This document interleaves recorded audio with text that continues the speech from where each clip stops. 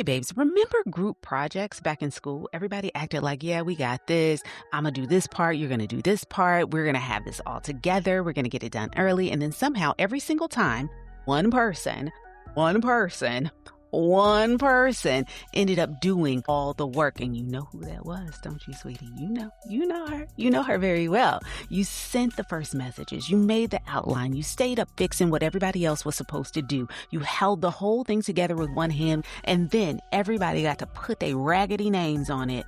But here's the part that gets me, though. Some of you never left that role. You just traded the classroom for a relationship. Same energy, different stakes, and somehow again, you're the one doing all the work. That ends today. I'm putting my foot down on this. Let's go. Hi, I'm Dr. Tiff, your relationship transformation coach. I've spent the past 20 years working with high-achieving women just like you who are crushing it in every area of their lives, everywhere except their relationships. And look, I get it. Finding the one ain't easy, and relationships are hard. But you know what's even harder? Cycling through the bad ones, or worse, staying in relationships when you already know they're not a good fit. You want a relationship of ease, uncomplicated, someone to love you down. But instead, you've been suffering through bad dates, sexual incompatibility, and someone who might be good for somebody, but not for you. And if we're really being honest, you know that deep down, the work that really needs to be done starts and ends with you. If you're done wasting time in dead-end relationships and sick of looking for, chasing after, or trying to convince somebody to be the one, and you're ready to become the one, then baby, you're in the right place. So prop your feet and let's clink glasses, because I'm giving you the tea and the tips to fix your relationships. Let's go.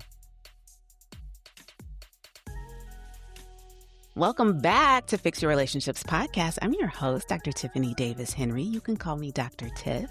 I'm so excited that you're here today. Something happened. I think when I was recording another episode, the idea popped into my head about group projects and how sometimes in relationships, it feels like we're right back there. So that's what we're talking about today, the group project of it all. The fact that some of us are still in a group project in our relationships, because we got to stop this madness. We got to stop it today. But here's the thing. I need you to think about this, okay?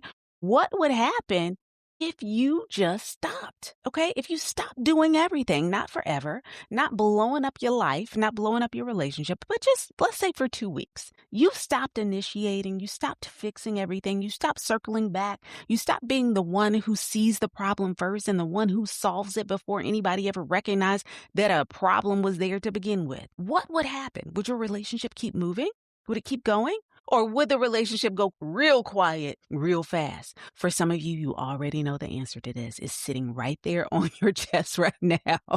You already know, you're already feeling it in your body. It's not partnership, babes. That's you carrying the group yet again. And today, we got to call it like we see it. We got to be honest about it. We got to tell it like it is, okay?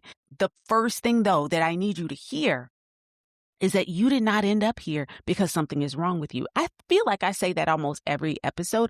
And I say that because I want you to know that you're human, that we all have these types of experiences. And one of the ways that we grow is to go through these types of experiences, okay? It's not unique to us. And so I need to remind you, just because you have this pattern and just because you are going through this thing, it doesn't make you wrong. What it makes you is a human being who is in the midst of a growth opportunity. Okay, you didn't end up here because something's wrong with you. You ended up here because something worked for you somewhere down the line in the past. Somewhere else, it worked. Most highly driven women, highly successful women learn very early. If you want something done right, you do it yourself. If things are going to hold together, that means I might as well be the one holding them to make sure they get held properly. If the people around you keep dropping the ball, I got to pick that ball up and never let it go. You become the person that never drops it. That skill served you throughout your life, and it probably got you pretty far. But nobody told you the fine print on the matter. That is a hustle. You were hustling to get things you needed in your life. That is a strategy, but love is not supposed to be a hustle, and it ain't supposed to be a strategy. What got you promoted at work will drain you dry at home, because when you take that "I'll just handle it" type of energy into your relationship, you don't get a promotion. You don't get extra pay. You don't get that pay bump and the bonus. You get a pattern, one where you keep doing more, they keep doing less, and somehow you're the only one who notices that imbalance. And after a while, your brain is just going to stop flagging that as a problem because it's normal. It normalizes it.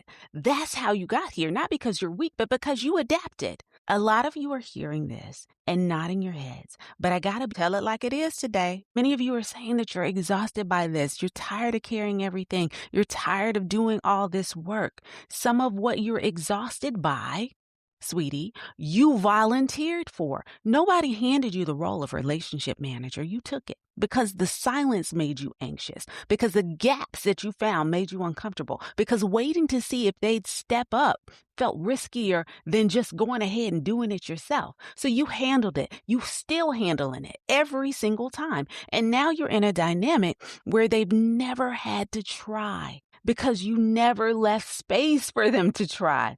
You've been so good at quietly fixing it that they don't even know things are broken. They don't even care about what might have happened because you've already handled it. Babes, you are not Olivia Pope. You ain't got to handle it. Okay? You don't have to. I'm not blaming you, but I am going to tell you the truth. If you always cover the gap, they never feel it.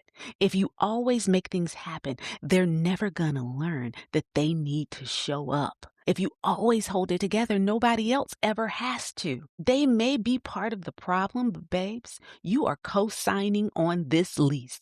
We just gotta be honest about that. We gotta call a spade a spade. And I think what hurts so much about these types of patterns is the unconscious toll that it takes on us, especially as women. I see it every day in my practice, and it's really costing us. So let's take a beat to discuss how this shows up in our relationships and what it's actually costing you, because this pattern is expensive, and I don't think you've looked at the full tab. Number one, you're tired, not just regular tired, the kind that lives inside your body, where you're just like, I just can't do no more. I'm exhausted to the bone, where your patience is shorter than it used to be, where your prayers feel desperate and less peaceful, where you're running on fumes and telling yourself this is just what love requires. It does not require that of you. It does not. Then there's the resentment. That's number two.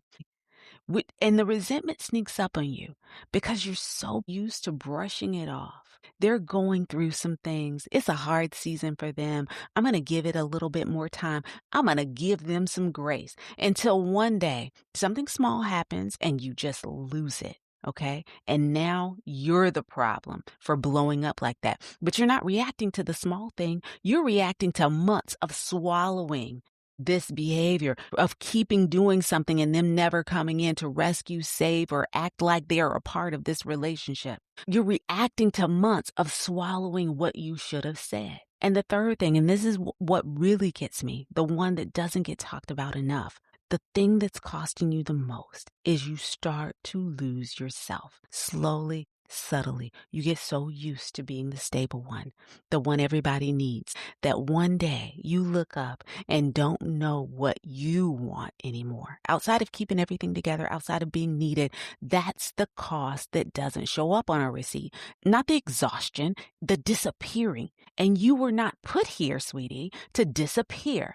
Now, I got to anchor our conversation today, as I do every week, with some scripture, because this is where we stop just talking about the pattern and start talking about what God actually says. In Galatians 6:5, it says, "For each one should carry their own load." Each one, their own load.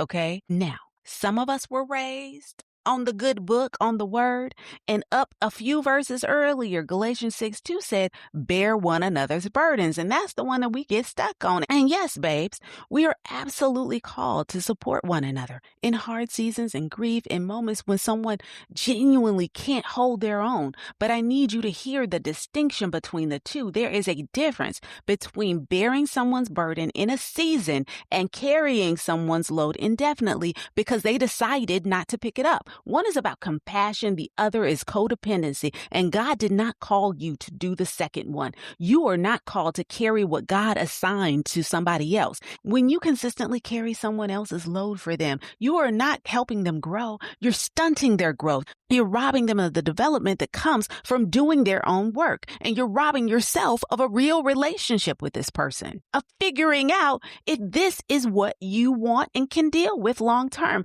Because what looks like love on the outside, all that carrying, all that holding on, can actually be the very thing keeping you both stuck in a pattern. You were put here to love and be loved equally, mutually, fully, not as the one who carries everything while someone else figures out if they feel like showing up today.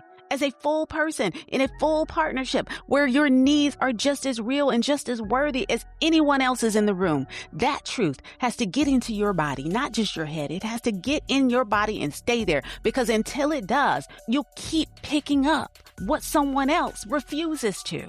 You'll keep picking up everybody else's stuff and never getting to your own.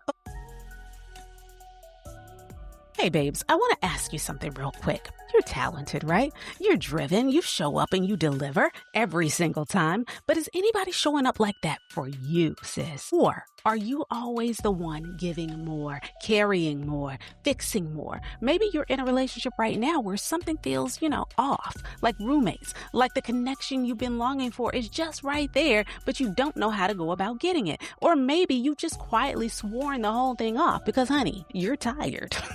Sis, I see you, and I made something just for you. This May, I'm hosting More Love, Less Hustle. It's my free live working lunch series where we're going to get to the bottom of why you keep working so hard for love, what it's costing you, and how to build your own personal stop-start strategy so you can stop settling for crumbs and start showing up as the one. It's only an hour, sis. It's free, and we've got multiple dates throughout the month of May. And listen, this room won't be the same without you in it. The conversation we're about to have, it's been waiting on you, sis. So come get your seat at becometheone.myflowdesk.com/more love, less hustle. That's the direct link, but it's also in the show notes. I'll see you there, babes. Now let's get back to the show.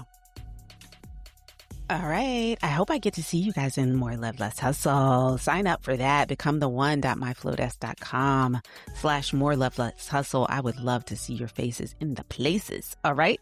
All right. So you guys know what time it is. Grab your journal, grab your pen, and we are diving in. If you are driving at this time, please, please, please do pull over to write these things down, or just come back to it later. I don't want you writing and driving, okay? Journaling and driving. We ain't doing that over here, okay? Just come back to this part.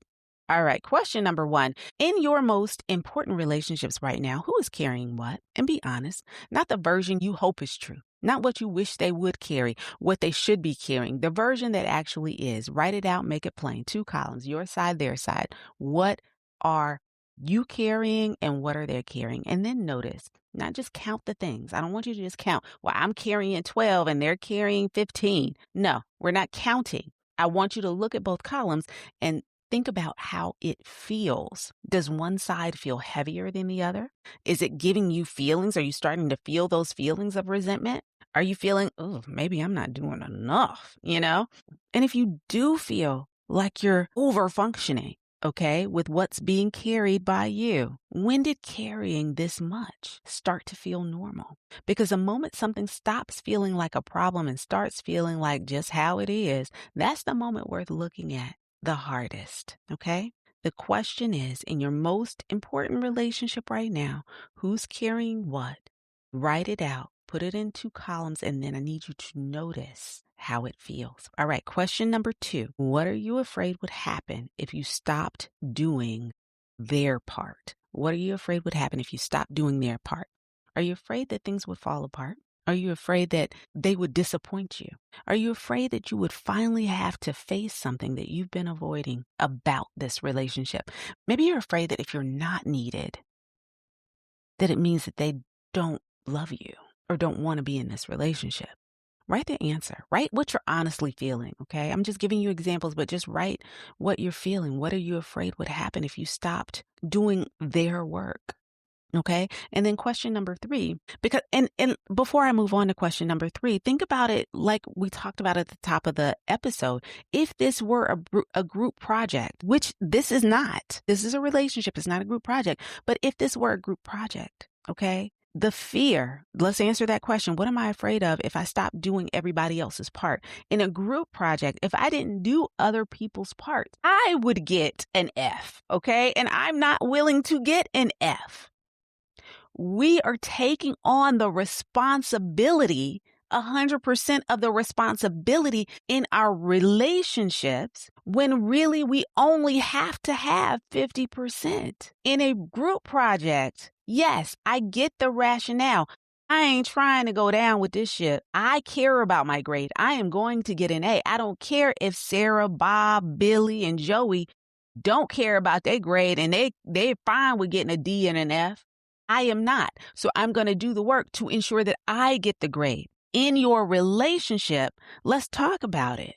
Because the math don't math over here. If you don't do your work in this relationship, you fail, not me. You failed. And yes, it causes the relationship to fail, but you not doing your part is not my responsibility. Let's get that clear, because some of us are taking on the responsibility of maintaining a relationship that is both of our responsibility. If you don't pour into this, if you don't do your part and this relationship fails, it is not 100% on me. We got to get out of that group project mentality. All right. Question number 3.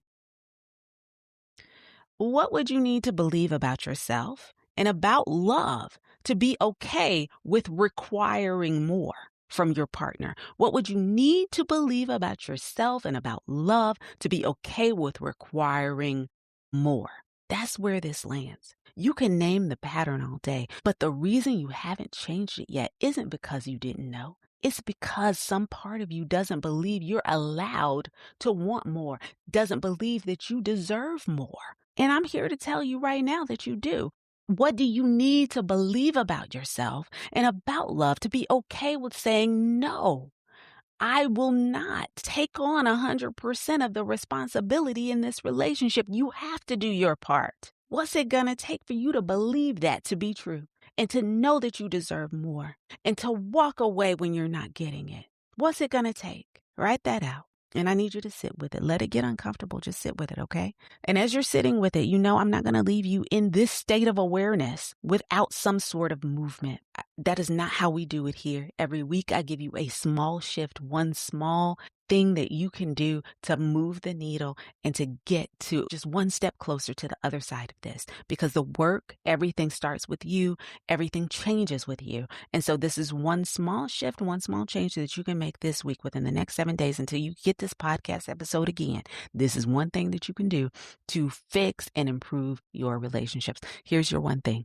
The one thing is stop covering the gap. Okay. Stop covering the holes. Stop filling things in. That's it. Not a big confrontation, not a long conversation, not blowing anything up just yet, not blowing up your relationships.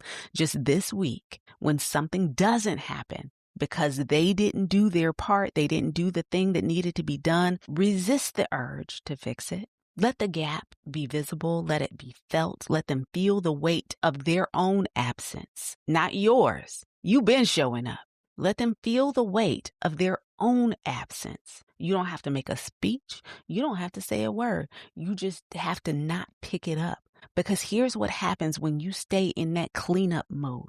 They never have to reckon with the cost of not showing up. And you never get to find out what they'd actually do if you stepped back. So this week, you find a gap and you leave it there and notice what happens. Notice how it feels in your body to do that. And notice how it feels if they actually do or don't show up, okay? Notice whether they move. Notice what you learn about yourself, what you learn about them, because that information, that's data, and data tells you the truth when your feelings are working overtime to protect you from that same truth, okay? Babes, if our conversation today is feeling very close to home, if you heard yourself as the facilitator of the group project,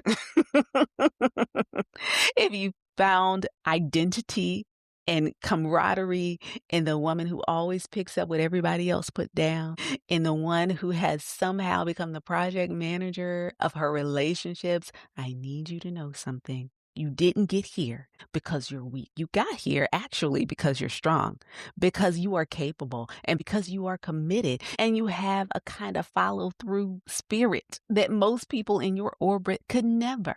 You got here because you were taught that love looks like effort, and you gave that effort. You gave it all. Every single time. But sis, capability without reciprocity is not a relationship. It's a job. And you did not sign up to work for free. That is exactly the room that More Love, Less Hustle was built for, because we are not just naming the pattern in that room. We are tracking it back to its source. We are identifying where it started, why it stuck, and what it would look like to step out of the group project energy and get into something mutual, something reciprocal, something that feels like love and a lot less like labor. More Love, Less Hustle is free. It is live, and we have multiple dates throughout the month of May coming up, and I want to see you there. Register at the link in my show notes. It's becometheone.myflowdesk.com/more love less hustle. Again, that's becometheone.myflowdesk.com/more love less hustle. The link is in the show notes, and I want to see you there. Come and sit with me. You don't even have to bring your journal. Every week, I'm asking you to come here with pen and paper, with a journal. You don't even have to bring that to More Love, Less Hustle. I've created a free downloadable workbook that you will get instantly after registration. All you need to do is pull up, bring your honesty, bring the parts of you that are tired of doing the most and getting the least in return. We're going to name it. We're going to trace it. We're going to ship it together at More Love, Less Hustle. becometheone.myflowdesk.com/more love less hustle. Now, I'm going to close out with this. You've been doing the work, babes. This whole episode, you've been doing the work.